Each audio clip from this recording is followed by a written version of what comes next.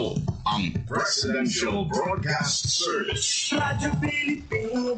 Radyo Publiko ng Bagong Pilipinas para sa Bagong Pilipino. Naghahatid ng mahahalagang balita at impormasyon na guugnay ng pamahalaan sa sambayanan. Tulay sa himpapawid ng serbisyo publiko. Radyo Pilipinas. Radyo Publiko. Ang boses ng Pangulo sa Iloilo. Radyo Pilipinas. 585 AM. Oras sa Radyo Pilipinas, alas 9:03 sa aga.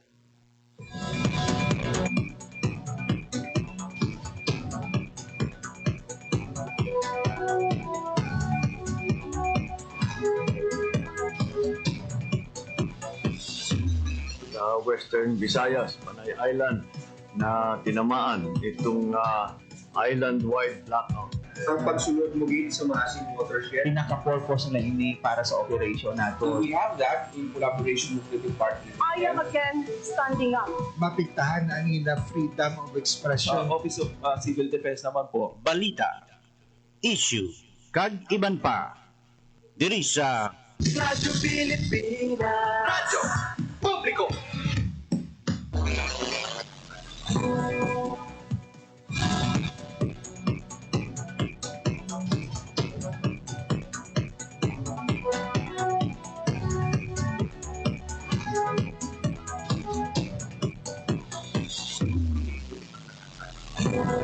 Mayroon Pilipinas, mayroon Western Visayas, syudad ka probinsya sa Iloilo kag kutob sa malabutan sang amon pagserbisyo. Di ka man nga bahin sang kalibutan nagahatag kami sa katahuran. Mayong aga, good morning sa inyong tanan. Mga biyan, welcome sa isa naman edisyon sa pagparagad sa programa Balita Issue Kagiban pa. Aga ko karon sa Martes, Agosto 5, 2025. Happy birthday sa akong sining nga amay si Ramon Herbas nga sa ulog sa iya ika-63 nga kaadlawon.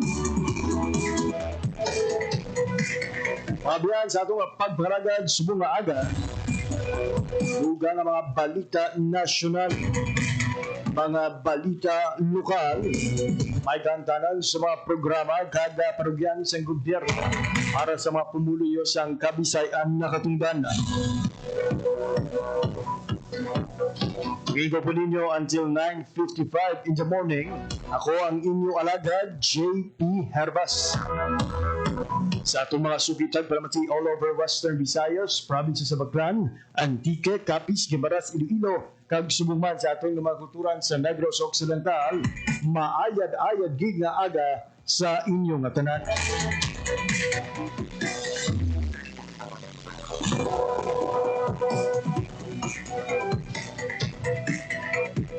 Ginatambyaw tuman mga biyaan sa isa kamayad-ayad nga aga ang tanan ng mga overseas Filipino workers and Filipinos living abroad na nagaupod sa aton nga pagpangalagad pinaagi online.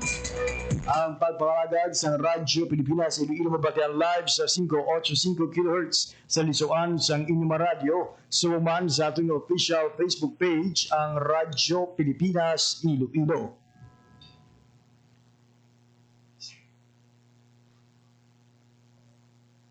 Lagip sa aton nga mga patmaton mga biyan ha sa aton nga pagparagad mga balita lokal. Ining update mga biyan sa plano sang NFA nga magbaligya sang 20 pesos nga bugas para sa mga mangunguma sa ila sining nga mga warehouse. Pamatian sa di lamang madugay ang interview sang inyo alagad kay Regional Manager Jasmine Lintag. Ano bala ang ila sining nga mga proseso?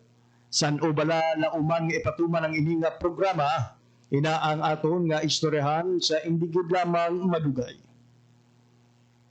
Oras sa Radyo Pilipinas, alas 9:07 sa aga. Pero antes kita magpatpat sa aton sining nga mga balita lokal kag balita nasyonal, mag-check kita ng mga biyanas ng latest update sa lakat sang panahon. Hibalo naton ang weather update sa Pag-asa Iloilo. Pilipinas Weather.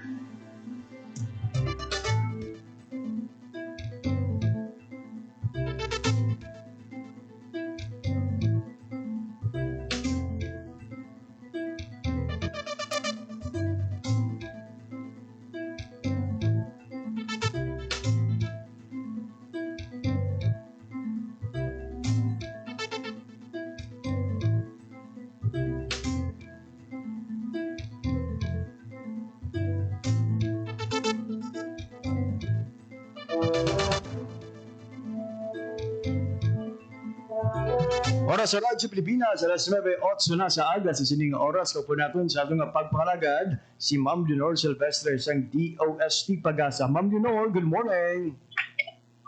Hi, hello everyone. Good morning. Muli ang ating latest weather update para sa pong now Tuesday, August 5, 2025. As of 3 a.m. kabi ng aga, ang low pressure natin monitor araan niya sa ating susunod na ating Philippine area of responsibility at may kalayoon 895 km east of southeastern Luzon. So, ang inyong RPA, wala man siya kung direkta nga epekto sa man na tungkol sa atin. Then, southwest monsoon naman ang padayon na nag-affect sa may extreme northern Luzon. Green naman sa western Visayas, generally fairwa din kita, pero naman wala natin pinadula ang mga posibilidad sa mga isolated na pag-ulan pangalatong panahon, tugas sa mga localized thunderstorms. Mahina at mapasarangan naman ang hangin natin na mag-ahandin sa direction southwest to south, na magdala sa makanay dito makasaran ng pagpalit ng ating kadagatan.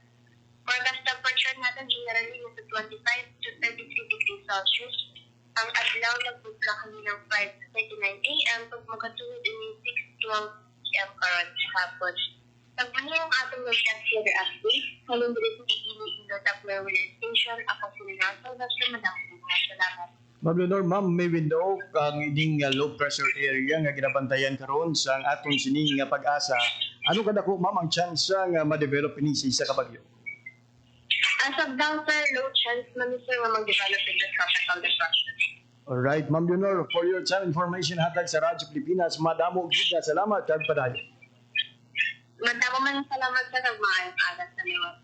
There you have it, mga biyan, latest updates sa lakas ng panahon, gindulong sa aton sang Pag-asa Iloilo. So may low pressure area ang gabantayan within Philippine Area of Responsibility apang marabuang tsansa nga bangin na isa ini kabagyo.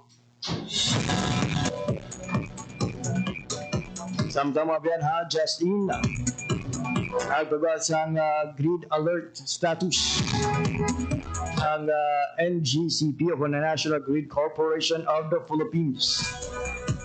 Meron siyang yellow alert from 3 p.m. to 4 p.m. and 6 p.m. to 8 p.m. Again, alas 3 sa hapon, tubtob alas 4 sa hapon, kag alas 6 sa gabi, tubtob alas 8 sa gabi. Ang available capacity sa Visayas Grid, yara mabiyan sa 2,889 megawatts. Samtang ang peak demand, yara sa 2,489 megawatts. Atag sang NGCP mga biyan ha, 12 ka plano ang 12 ka planta yara karon sa on-force outage malin April to August. Anong ka iban pa nga power plants ang wala naga function malin sang 2023. Samtang walo ang running on the rated capacities for a total of 744 megawatts unavailable sa atong grid. Atad pa sa NGCP ang mga factors nga nag-contribute sa pagpasaka sa yellow alert. Una mo ang significant number sa mga planta nga yara karon sa unplanned or forced outages at derated capacity. Subuman ang high system demand. Ang Luzon kag Mindanao grids ang magapabili naman sa normal condition. Ang yellow alert ang gina-issue kung ang operating margin makabig insufficient para malabot ang contingency requirement sa transmission grid. So again mga biyan ha, yellow alert from 3 p.m. to 4 p.m. alas 3 tubtob alas 4 sa hapon kag alas 6 tubtob alas 8 sa gabi. Oras sa Radyo Pilipinas alas 9:12 na sa aga. Sa ato naman nga balita nasyonal. Sa atong nga balita national mga biyan, Balita Nasional. ginatag ni President Ferdinand R. Marcos Jr. nga wala siya sang problema sa himuon nga paghulag sa Kongreso sa 2026 national budget sa oras nga makalabot na sa ilang nga opisina ang National Expenditure Program o NEP. Ang iya sini nga balabagan ang mga lantaran o kung hayag nga insertion sa pondo nga maathag nga wala sang kaangtanan kag hindi nakalinyada sa development goals sang administrasyon. Pahayag sang aton sining presidente kasunod sa ginpahayag ni Senator Chis Escudero nga hindi mahimo nga hulagon sang Senado ang budget ilabi na sa ila ang power of the purse. Sa katatlong nga podcast ang presidente ginpunto sini nga trabaho sang Kongreso ang pagbusisi sa kaundan sang national budget. Ang iya nga ginpahayag sa tungso na hindi niya aprobahan ang mga probisyon sang budget nga hindi samto sa plano sang Marcos administration. Dugang pa sang presidente ang problema ang mga managbi nga proyekto mangin iya ka o kuna pati na ang mga foreign assisted project ginadulaan sang pondo. Kinahanglan sunod sa iya nga mabalik ini ilabi na nga magluwas nga importante ang ini nga mga proyekto ang pagdula sang pondo sini ang may posible man nga epekto sa reputasyon sang Pilipinas. Ini ang rason sunod sa presidente kung luyag niya nga okay lang sa iya nga magamit sang reenacted budget. Kung magakahulugan naman ini nga wala sang pondo sang pumuluyo ang makawat o kung maabuso. Balita Nasional. Samtang naglulutaw na ang mga pangalan sa mga kumpanya kag contractor nga involved sa mga flood control project nga sunod kay President Ferdinand R. Marcos Jr. kitang-kita man nga hindi manami ang obra. Sunod sa presidente kini ang ginpahayag sa presidente kasunod man siyang ginapangayong nga listahan sa Department of Public Works and Highways o DPWH sa mga flood control project sa nakaligad nga 3 katuig para mapanabat ang mga yara sa likod sa mga substandard, hindi na kompleto o kung ghost project. Kag yadtong mga nagapamintahan lang sang pondo sang pumuluyo. Sa unang kabahin sa ikatlong podcast ang presidente, ginpahayag sini nga ginalauman nga madugangan pa ang mga pangalan nga ini sa oras nga masa publiko na ang listahan. Samtang ang mga pumuluyo na mismo ang kukumpirma o kung ang mag-confirm mga biyan kung nakitaan o kung nabatsagan nila ang flood control project nga yara sa nasambit nga listahan. Sunod sa presidente, paglakip sa blacklist ang una nga lauman sa mga kontraktor nga ini para hindi na sila liwat nga magakuha sa proyekto sa gobyerno. Siguro man sa presidente, kasuhan ang mga mapaslawan nga magpakita kung diin nagkadto ang pondo sa pumuluyo. Ginpahayag man sa presidente, pasensyahan na lang kag wala siya sang sinuhon kaalyado man o kung hindi. Bangod kinahanglan nga mapanabat ang mga nagkulang sa mga pumuluyo. Balita Nasional. Oras sa Radyo Pilipinas alas 9:17 sa aga. Yara mga biyan ang kung amoy ito ang ilisyal ng mga balita nasyonal sa atong pagpangalagad subong iyang aga. Sa atong pagbalik mga biyan, ato naman pakigangutan kung igapabati sa inyo ang atong sinigang pagpakigangot sa Regional Manager ng NFA Western Visayas. Angot sa pagbaliga sa 20 pesos na bugas sa mga mangunguma diri sa rehiyon. Ini kaban pa nga impormasyon pagkatapos lamang sang pila ka pahanungdan. Time to celebrate kulturang Pinoy. Tradisyon, musika, sining, literatura, at iba pa. Anything and everything fun and Filipino. Ito ang Pinoy Kultura. Ang abacada, sounds that make up Tagalog words, pagbigkas at pagsulat ng mga titik o letra sa Tagalog, the basis for our national language. Steam It, Panahon TV, Tagalog Lang, Metro Scene, and Wiki dig into its evolution. Records start with the baybayin, the alphabet used by the early Filipinos in the 1600s. From the Tagalog root word baybay, meaning to spell, baybayin was apparently derived and influenced by Indic and Javanese scripts. There was also the alibata. Paul Rodriguez Versosa named that in 1914, was based on the Arabic alphabet from the Maguindanao Moros, but was modified when the Spanish came. The Spanish introduced the Latin and Spanish alphabet called abecedario, the original alphabet of the Catholic-sized Filipinos. You could say the Romanized version of baybayin. Then the Americans came and introduced the English language and its 26-letter alphabet. Because there was fear of losing the abecedario, the government ordered the adoption of a Tagalog-based national language. They also wanted a dictionary and grammar book. That's where writer and former Senator Lope K. Santos comes in.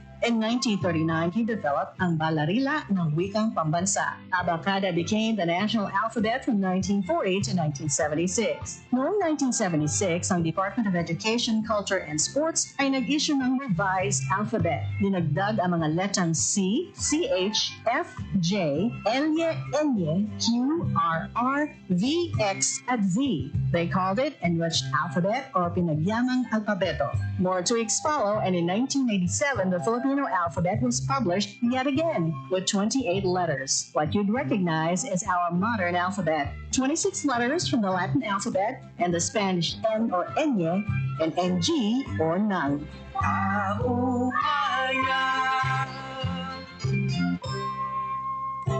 Yan ang Pinoy Kultura because our culture is cool.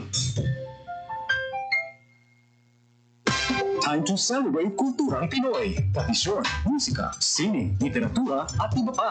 Anything and everything fun and Filipino. Ito ang Pinoy Kultura. Isa sa mga napakagandang alaala nung bata pa ako was visiting Luneta. Running around the well-manicured park, staring up at the Rizal Monument, wondering, sino kaya siya? At bakit may memorial siya? Yung Hidandeng Relo. Aba, I made sure to pull my parents so I could stare at the floor clock. I couldn't even read the time then, pero tuwang-tuwa pa din ako. At eto ang mas nakakatuwa sa Luneta, we didn't really need money to enjoy the park. It was for free. Namamasyal pa sa Luneta na walang Yan ang Pinoy Kultura because our culture is cool. Time to celebrate kulturang Pinoy. Tradisyon, musika, sining, literatura, at iba pa.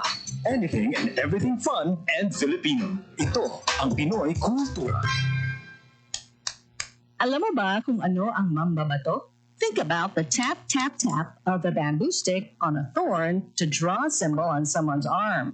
This is the traditional Kalinga art of tattooing, performed and kept alive by traditional tattoo artist Wangod Ogay, also known as Maria Ogay from Buscalan, Tinglayan, Kalinga. Wikipedia says Wangod is the Philippines' oldest mambabato at 105 years old now. Sarah Barnes honors Wangod in My Modern Metro, telling Wangod's story as an apprentice at 15. Breaking the norm, learning the mambabatok tradition that used to be taught only to men. The art began with the indigenous Butbut warriors, headhunters, who got tattoos with special meaning, usually after a kill. But for women, the art portrayed standards of beauty. Wangod recalls her friends covering her arms and legs with tattoos she still wears proudly. She mixes her ink from pine soot and water and has hand-tapped tattoos on bodies of people from all over the world. Wangod inks a design that carries symbolic meanings specific to the mambabatok culture. Thousands come to make the long journey to get inked by Wangod. Discovery Channel featured her and her art in 2007 on Tattoo Hunter, bringing Kalinga art to a global audience. The National Commission for Culture and the Arts honored her with the prestigious Dangal ng Haray Award in 2018.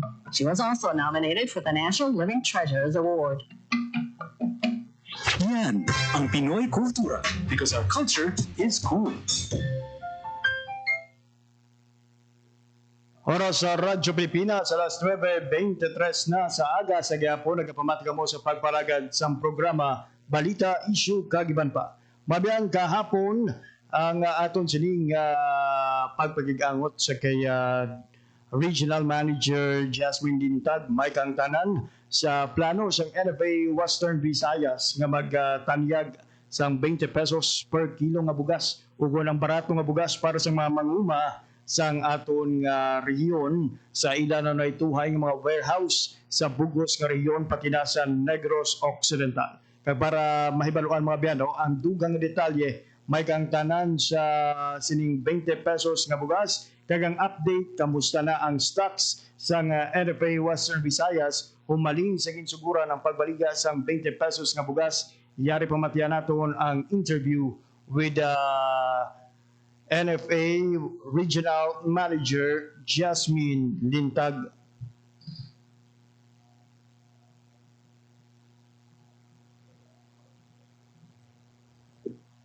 Good morning, General Manager Jasmine Dintag. Ma'am, good morning po. May we know po, kamusta po yung stocks po ng NFA Western Visayas months after nilunsad ang P20 rice dito sa iyo? Okay, maraming salamat at good morning sa iyo at saka sa iyong tagapakinig at tagapanood, As of now, ang days to last ng NFA Region 6 is at 17 days, Ibig sabihin nito, sa palay natin, we have around 1.3 million bags of palay stored in our warehouses as well as 170,000 bags of rice naman. It also stored in our warehouses, Tapos dito, ibig lang sabihin nito, patuloy po yung pag-renew namin ng aming mga nabili na palay sa ating mga local farmers. Ayun. Ma'am, may we know, do you have the inventory po or bilang po ng mga kilo or sacks ng bigas na naibenta na o na-dispose na ng NFA kasunod ng pagbebenta ng 20 peso rice? Okay, So, starting January to as of July 28, nakapagbenta na tayo o nakapag-issue na tayo ng bigas totaling to 76,363 bags. Ma'am, yung 76,300 bags, minimum, ito po ba ay exclusive lamang sa P20 rice or other than the P20 rice po na nasama na sa bilang ito? Kasama na rito, ang noteworthy rito, yung sa release natin for the year, sa 76,000 na yan, mga 57,000 dito are issued for relief operations. So more than 20,000, ma'am, yung napunta sa P20 rice po ba, ma'am? Tama po ba? Actually, for the P20, a little less than 10,000 total na for the year. Simula na nag-start ang P20 natin. So, less than 10,000 pa lang, pero for this month, around towards the 3rd and 4th week, magkakaroon na rin ng P20 ang ating Iloilo City. Ayun. Ma'am, with that, gaano po kahalaga yung P20 Rice Project na ni-roll out ng pamalaan as to the operation din ng NFA Western Visayas? Malaking tulong yan, isang strategy ito para unang-una masave na rin yung ating mga mas nangangailangan na mga kababayan at pangalawa rito, syempre upang ma-decongest itong ating mga bodega. Ayun. Ma'am, now kasi ang utilization ng ating bodega, it still stands at 95% utilization. So ito yung average. I see. And ma'am, speaking of pagbebenta ng P20 rice, we heard that information, nasisimulan na rin po yung pag-roll out o pagbebenta ng P20 rice sa mga NFA warehouse. As to that, ma'am, sasama po ba ang o kasama po ba ang NFA Western Visayas dito? Yes, kasama tayo dyan. Sa phase 2 tayo. starting August 20 onwards, magbibigay na tayo, magbibenta na itong identified NFA-owned warehouses sa ating mga local farmers.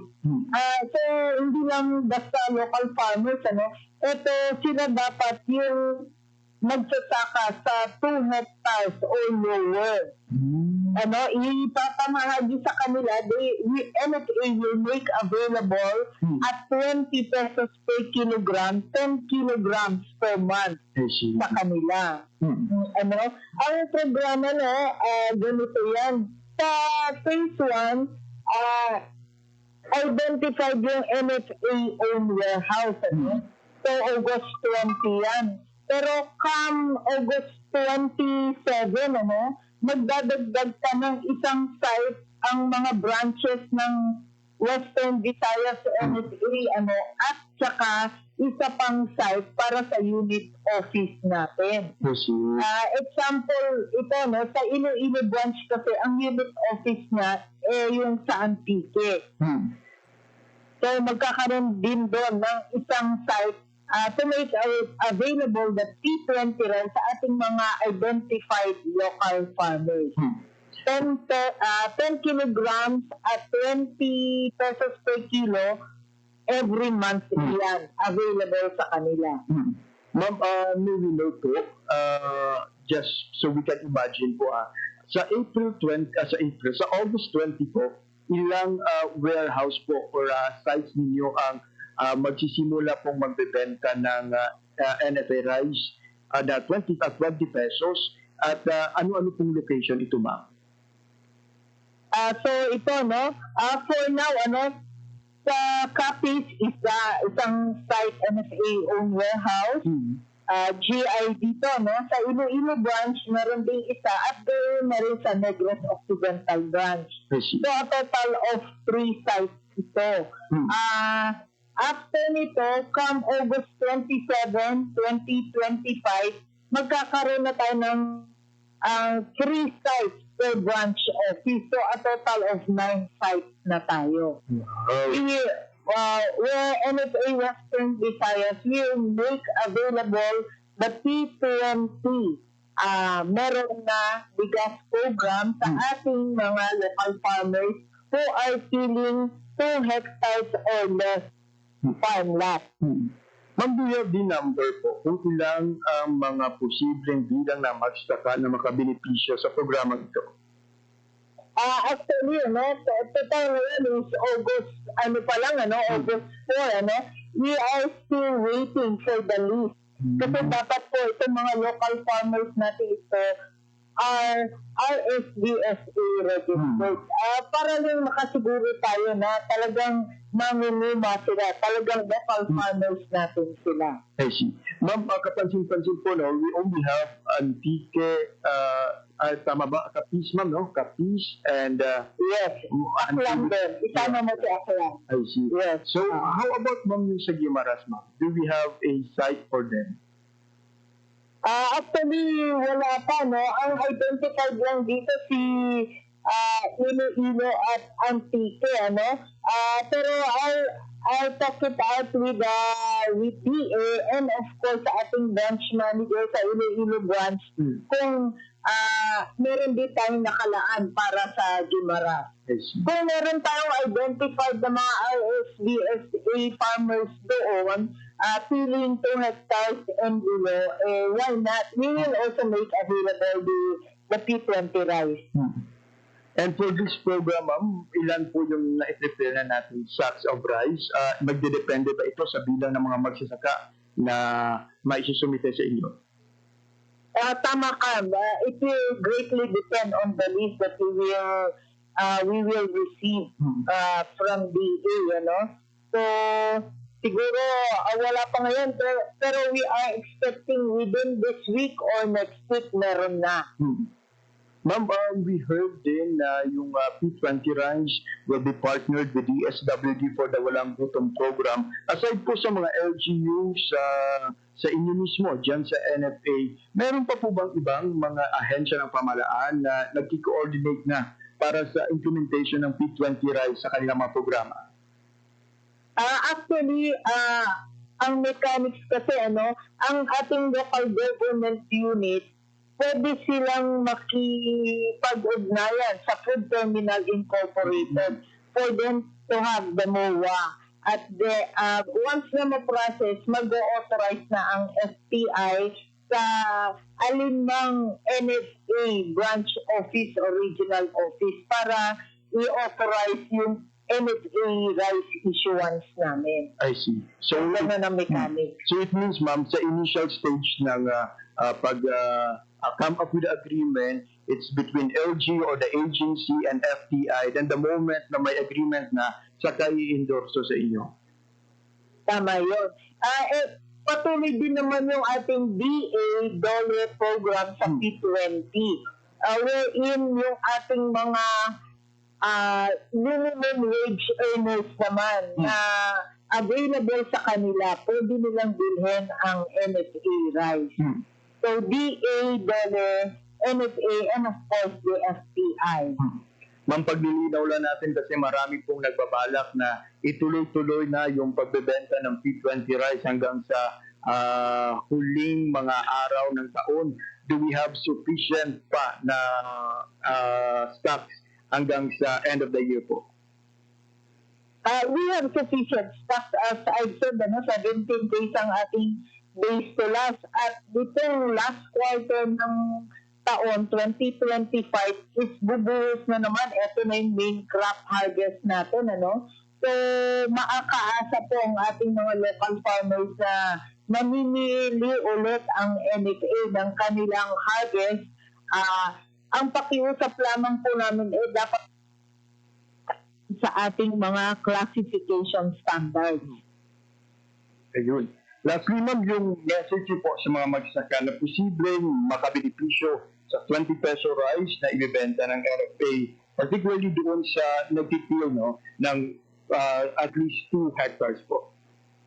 Oo, 2 hectares and below, So, ngayon po, August 20, magkakaroon po ang NFA Western Visayas ng 3 sites po para po makapagbenta ng NFA rice at 20 pesos per kilogram sa ating mga local farmers.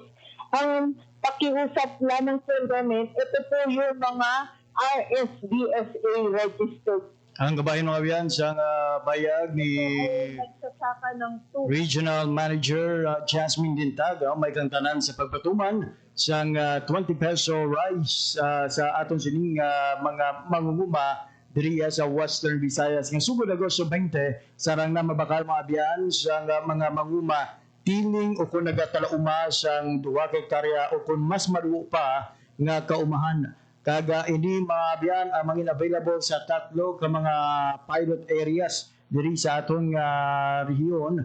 Ini ang ginabugusan sang warehouse sa probinsya sang Capiz, probinsya sang Iloilo, kag probinsya sang Negros Occidental. Kag sa maabot nga Agosto 27, dugang 6 ka iban pa nga site sa rehiyon ang mahimo mabaligyan pagud sang sining barato nga bugas. Kaga sa aton sining mga kulturan ang ining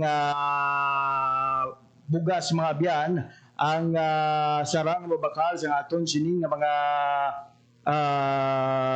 qualified farmers, those registered under the registry system for basic sectors in agriculture kon RSBSA sang 10 ka kilo kada bulan.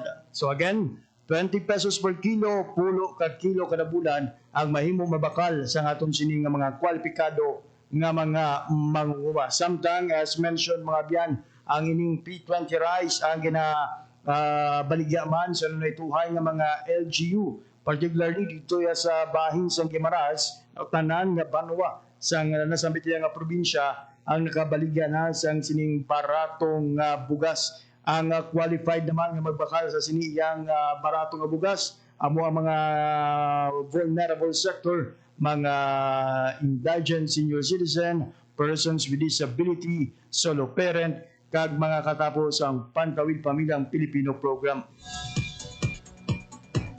Samtang ang Department of Agriculture Western Visayas mga biyan Padayon sa pagpabaskog sa mga manguma sa aton sining nga rehiyon. Magluwas sa paghatag sa mga ayuda. Nagsang pila ka mga farm inputs. Nagahiwat man siyang training ang Department of Agriculture sa mga mangunguma sa rehiyon. Sang dambag lang ang DA Western Visayas. Giwat sang paghana sa Sigma Capiz, tuhoy sa nanituhay nga practices nga maangot sa integrated crop management. Diyang kintabungan sang isyento sa isenta ka rice farmer gikan sa tatlo ka cluster area kada katuyo nga mapanami pa ang ila produksyon sa mga wet cropping season. Kabahin ini mga biyan sa Priority Research Initiative. Ginpondohan si Dalong sa Bureau of Agricultural Research. Akip sa mga ginpakilala ang konsepto sang 4R o kunang pag-apply sang right source of fertilizer sa right time, right rate, kag right placement. Ginapakilala man ang mga biological control agents kaangay sang trichogramma sa pagdumala sa pesta ug malikawan ang pagsalig o kunang pagsalig sa mga chemical inputs. Ginpakita man ang simple nga pamaagi sa pag-obra sa mga botanical concoctions at pag-set up sa vermicomposting. Oras sa Radyo Pilipinas alas 9:39 na sa aga.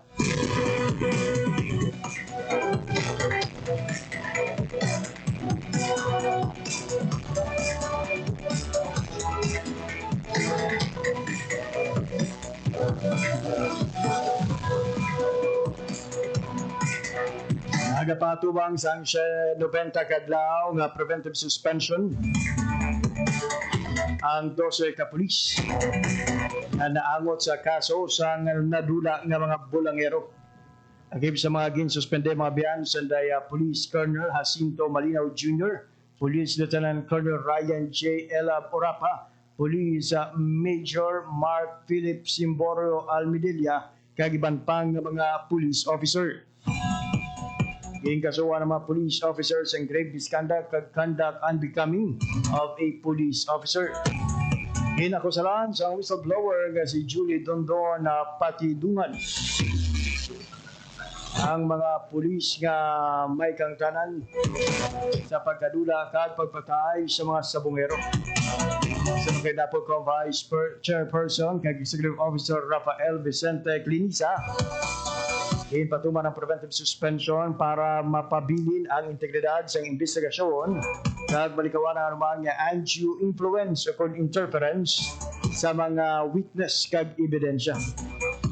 Dugang pa ni Kaliniasan, nagapag-iangot na ang NAPOLCOM sa ibang pang ahensya sa gobyerno para masiguro nga mapanabat ang mga responsable sa pagkadula sa mga bulangero.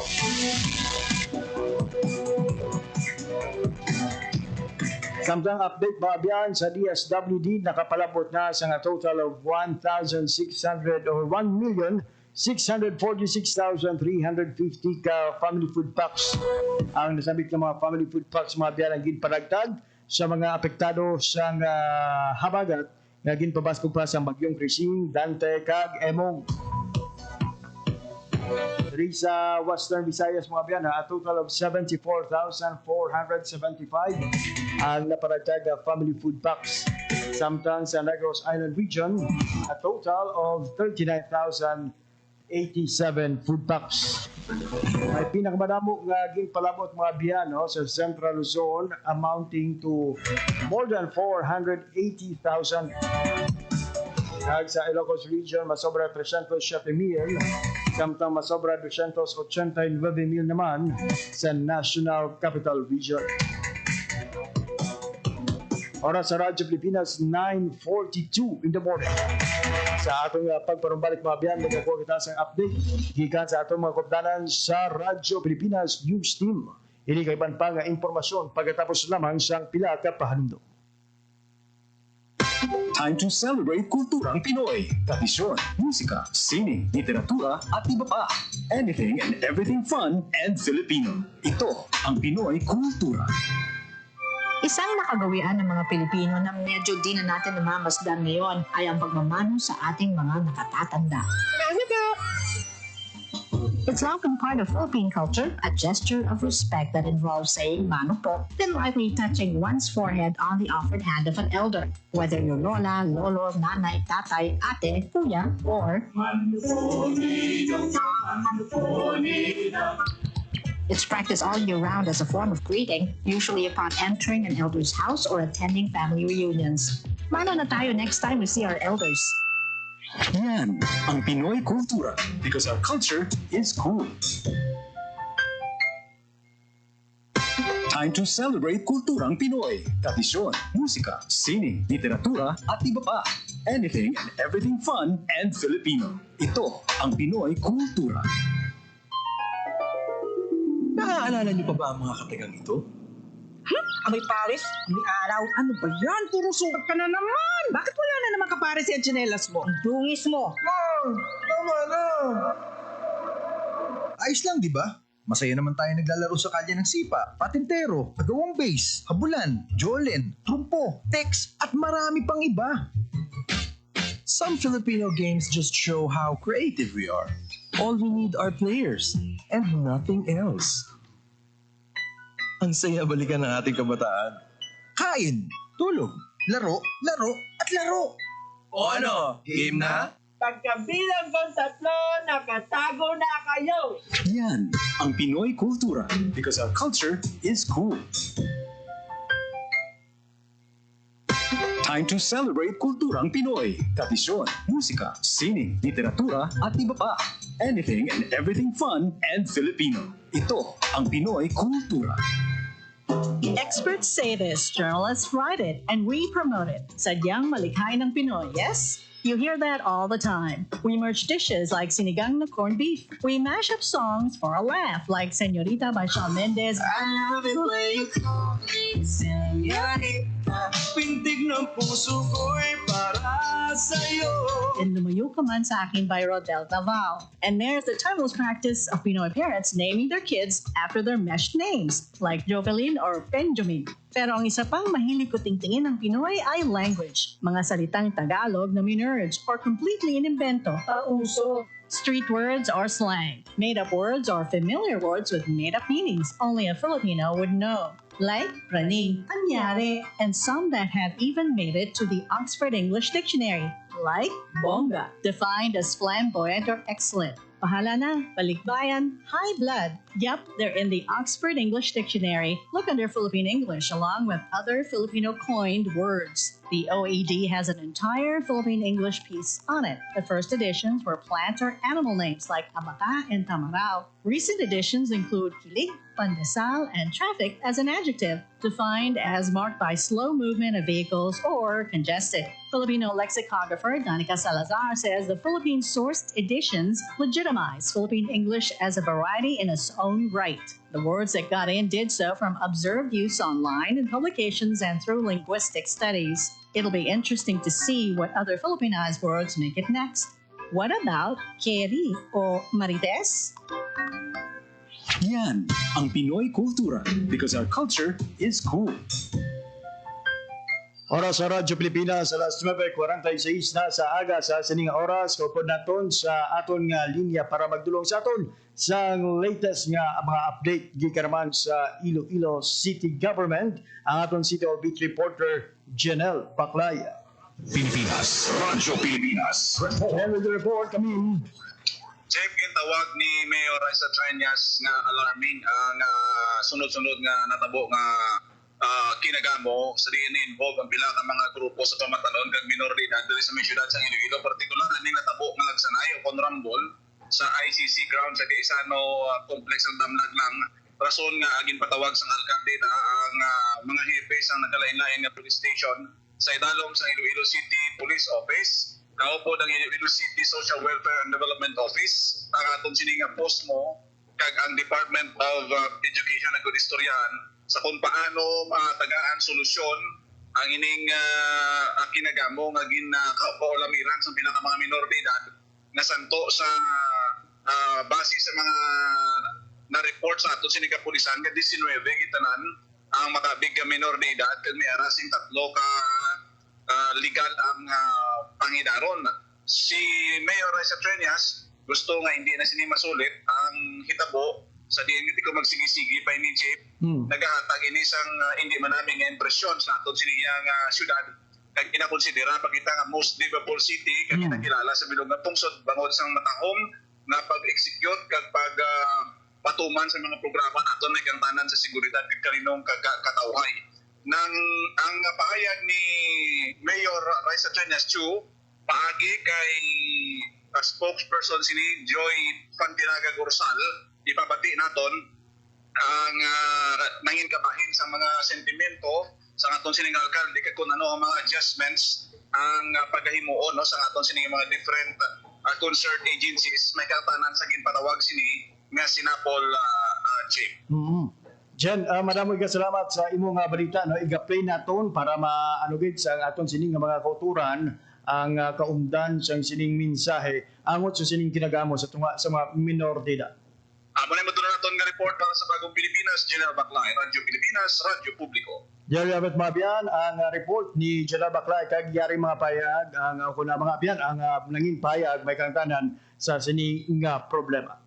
Subong nga agad ginpatawag ni Mayor Isa Trias aton nga City Social Welfare and Development Office ara man ang aton nga mga WCPD sang ICPO ang mga chiefs of police naton ang aton nga city director ang chairman sang Committee on Social Services kag ang chairman sang Committee on Peace and Order Councilor Cabaluna and Councilor Nene De La Liana.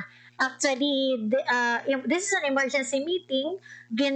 Nagpa-insert gid ni siya ni Mayor. Supposed to be may ara siyang other appointment, no? Pero, ginakabig niya ini nga alarming kag kinahanglan tutukan sang madinalagon nga aksyon. Ini kasunod sang nagluntad ni nga rambol sang mga kabataan sa may ICC sa Rizano Grounds kahapon sang hapon kung sa diin 22 ni ang mga ginpangkod sang aton nga Iloilo City Police Station number 10 out of 22 may ara sang 19 gid ka mga minors kag 3 ang mga hamtong na ang edad. Para sa aton nga alkalde hindi niya gusto nga pabayan ini ang ini nga problema kag she's acting on this head on, no? Pinagis sa aton nga WCPD sa Iloilo City Police Office kag upod man sa aton nga City Social Welfare and Development Office, we are reactivating the Rise for Protection. Amo ning ginatawag nato sa una nga Batang Pandilya Program. So ipa-intensify pagid naton ang mga lectures sa mga eskwelahan ilabi na gyud sa mga dalagko nga mga campuses, no? Like for example, dira sa may Iloilo City National High School, sa may Fort San Pedro, din pagid sa RAN, sa may Arevalo, sa Mandurriao, sa mga halos tanan, no, nga mga eskwelahan to raise awareness kag ma-prevent naton ang gang recruitment. But more than that, gina-focus man naton subong ang aton nga diversion programs. Kagaina ginmando na ni Mayor sa aton nga City Social Welfare and Development Office nga mag-submit sa updated action plan before the end of the day para nga ma-implement naton insigida. Kay kinahanglan holistic kag dapat may participation ang mga ginikanan, ang mga barangay kag mga stakeholders. Hindi lang ini dapat iyas ang Iloilo City Government. So holistic ini siya nga approach kag dapat involve ang mga ginikanan, labi na gid ang mga ginikanan. And i-include man naton ha mga punong barangay kag ang sa school Manila sunod ning ipatawag ni Mayor ang mga eskwelahan kag ang aton nga mga barangays for a unified response, no? Aside sina kaya nga aton nga mga police stations subong may ara kita nga kay di ba lang ginpang silo na natin ang aton mga police stations.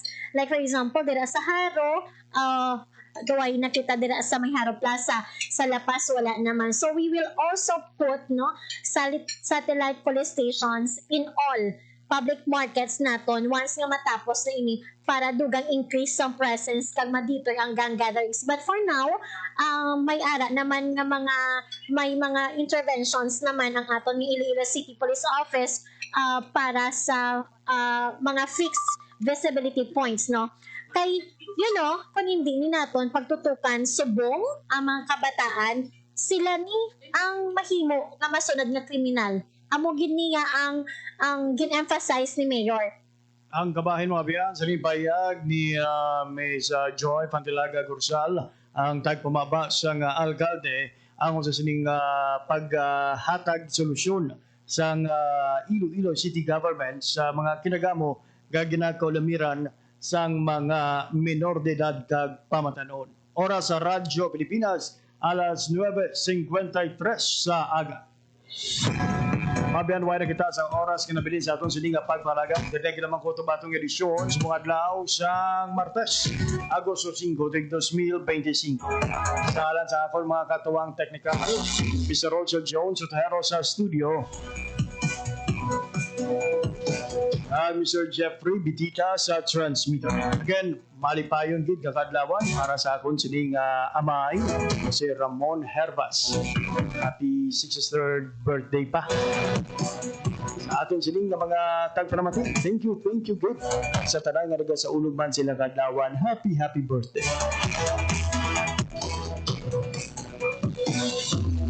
Formal ang inyo naging alaga, JP Hervas. Madamo nga salamat sa inyo nga pagpamati. Maayong aga, Pilipinas. Balita, issue, kag iban pa. Diri sa Radyo Pilipinas. Radyo Publiko. Radyo Pilipinas. Ang inyong tulay sa himpapawid ng serbisyo publiko, ang Presidential Broadcast Service, Radyo Pilipinas, Radyo Publiko. Radyo Pilipinas. Radyo Publiko. Kinilala ng pag-international at prestigyosong Asia Pacific Broadcasting Plus Awards 2025 para sa kategorya ng Government Streaming. Ito ay dahil sa epektibo nitong pagsasanib ng mga tradisyonal na media tulad ng telebisyon, radyo at print para masabayan ang mabilis na pag-inog ng mundo ng digital at social media tungo sa mas epektibong paghahatid ng mahahalaga at napapanahong mga impormasyon sa mamamayang Pilipino. Kinilala rin ang Radyo Pilipinas dahil sa patuloy na pag-akyat ng rating. Ngayon ay matatag sa pang-4 na pwesto sa Mega Manila ayon sa pinakahuling Nielsen Radio Audience Measurement Survey. At sa social media, nakamit ang mahigit 2,000% pagtaas ng bilang ng mga sumusubaybay sa Radyo Pilipinas page sa unang bahagi ng 2025. Patunay ito na ang inyong Radyo Pilipinas, Radyo Publiko ay tunay na kaagapay ng inyong pamahalaan sa paghahatid ng serbisyo sa mga mamamayang Pilipino. Mula sa aming lahat, sa ngalan ng inyong pamunuan at mga kawani ng Presidential Broadcast Service, kasama ang inyong mga himpilan ng Radyo Pilipinas sa buong kapuluan. Maraming salamat po sa inyong lahat, sa inyong pagtangkilik at pagkilala. Radyo Pilipinas. Radyo Publiko.